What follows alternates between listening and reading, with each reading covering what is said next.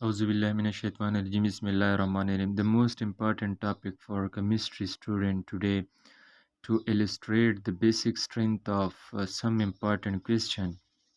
It is related to the amine. So we will try to understand the basic question about to positive and negative inductive effect. So we will define in previous video the positive inductive effect and the negative inductive effect. So today the basic strength on the basis of electron donating or electron withdrawing group. Remember that electron donating group plus effect increase the basic strength. Remember this point. You will find out the question basicity order on the basis of this point. What is this point? The electron donating group plus I effect increase the basic strength, and electron withdrawing group minus I effect decrease the basic strength. So I effect decrease the basic strength. Example of electron donating group: OH group, NH2, halogen group, chlorine, bromine, etc. Alkyl group R. R का मतलब जो alkyl group होता है CH3 हम लगाते हैं, या CH3, CH2 etcetera, ये जो चेंज होता है कार्बन का, ये अल्काइल ग्रुप होता है, ये इलेक्ट्रॉन डोनेटिंग ग्रुप है.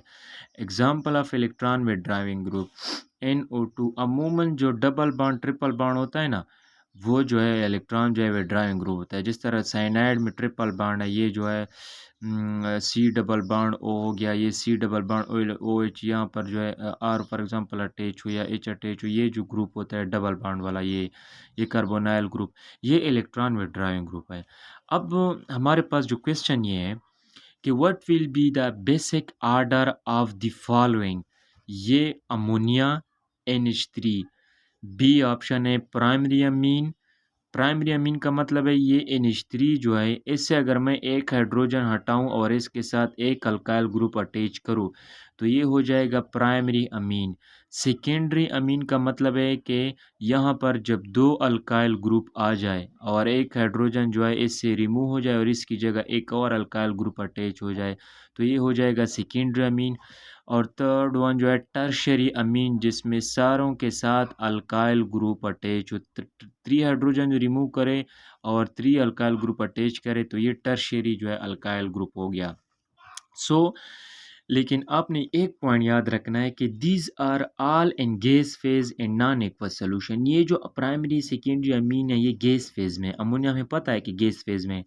ये जो क्वेश्चन जो डिस्कस कर रहे हैं ये गैस फेज में और ये नॉन एक्वस सोल्यूशन में. एक्वस सोल्यूशन जो है मतलब है वाटर नहीं है, यहाँ पर वाटर नहीं है. ये पॉइंट आप लोगों ने याद रखना है. तो किस तरह आप एक्सप्लेन करोगे?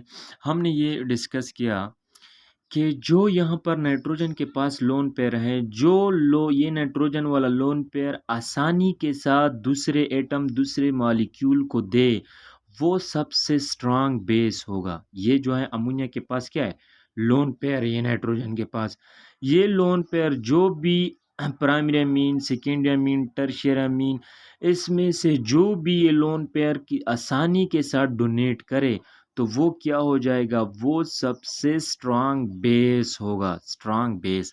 अब देखो आर आर ग्रुप जो है वो डोनेट करेगा, वो डिफाइन जो है ये आर ग्रुप करेगा, ये डिफाइन करेगा कि ये जो लोन पेयर जो है इजीली कौन सा जो है डोनेट करता है इजीली. तो पहले अमोनिया को छोड़ के हम ये प्राइमरी अमीन डिस्कस करते हैं. आर जो डायरेक्टली अटैच है NH2 के साथ, देखो आर क्या है, अल्काइल डोनेटिंग ग्रुप है. यहाँ पर एक अल्काइल ग्रुप इलेक्ट्रॉन डोनेट करेगा तो नाइट्रोजन के पास वैसे भी लोन पेयर इलेक्ट्रॉन है, तो वैसे भी चार्ज जो है अल्काइल ग्रुप की वजह से और भी इलेक्ट्रॉन जो है नेगेटिव चार्ज आएगा.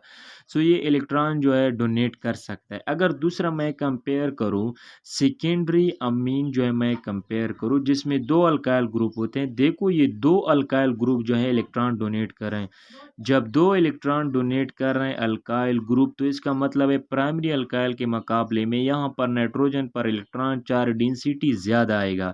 क्यों? क्योंकि यहाँ पर दो अल्काइल ग्रुप इलेक्ट्रॉन डोनेट कर रहे हैं तो चार्ज डेंसिटी ज़्यादा आएगा प्राइमरी अल्काइल के मुकाबले में. ये जो है सेकेंडरी अमाइन जो है ईजीली जो है ये लोन पेयर किसी दूसरे मॉलिक्यूल को देगा.